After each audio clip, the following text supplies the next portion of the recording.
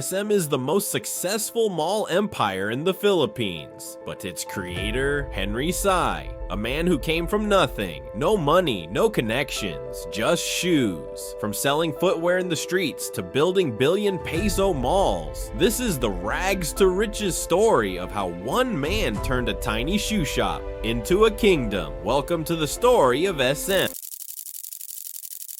Henry Sy was not born into wealth. He was born in Xiamen, China in 1924 to a poor family who ran a small sari-sari type store in the Philippines. His father had migrated to Manila to try his luck, and young Henry followed in the 1930s, leaving China behind in search of opportunity. He was just 12 years old when he arrived, barely spoke the language, didn't know the streets, and had nothing in his pockets except dreams. His family's store in Manila sold general goods, and as a boy, Henry would help sell rice, oil, and soap. They weren't rich, they survived day by day. Then came World War II. Their shop was destroyed in the bombings. Everything the family had worked for was gone. They had to start from scratch. But this was the turning point. While others gave up, Henry Sy made a decision. He wasn't going to depend on luck anymore. He would build something from zero with his own hands. After the war, he started selling American shoes from surplus stores, shoes left behind by American soldiers. He noticed something. Filipinos wanted good shoes, but they were hard to find. The imported ones were too expensive.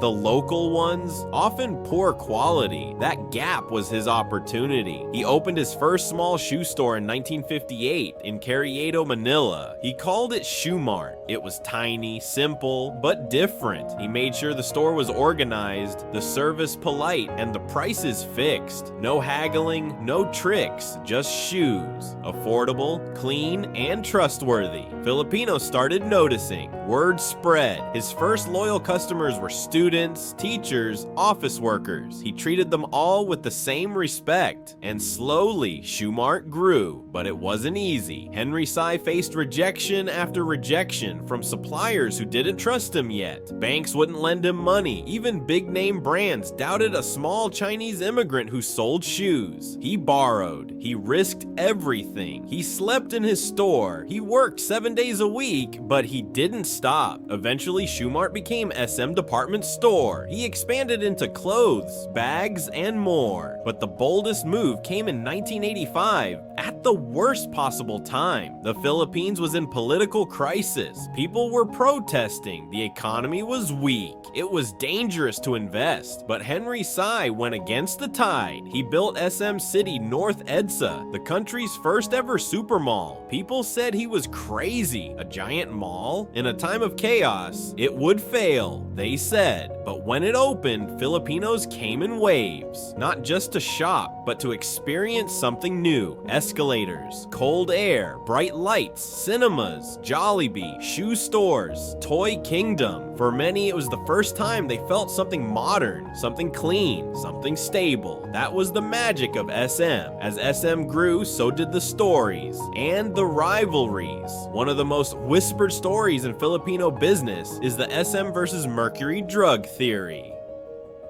Back in the early days, when Henry Sy was still struggling to expand Shoe Mart, he reportedly approached Mercury Drug to rent space beside one of their branches.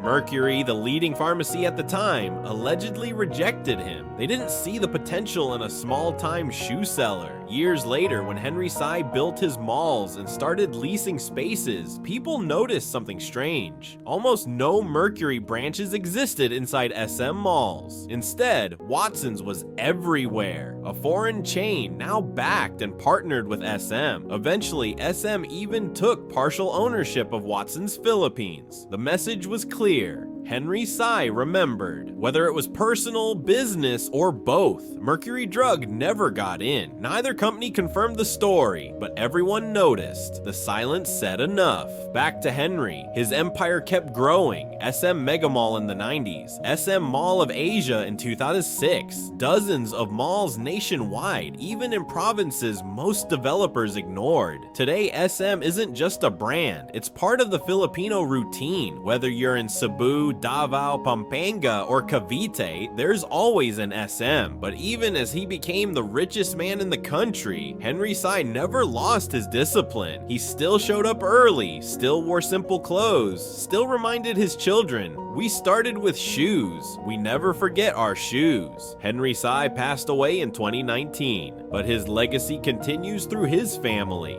many of whom now manage different parts of the SM empire, including SM Prime, BDO, and China Bank. From nothing, he built not just malls, but banks, schools, foundations, and more. But above all, he built hope.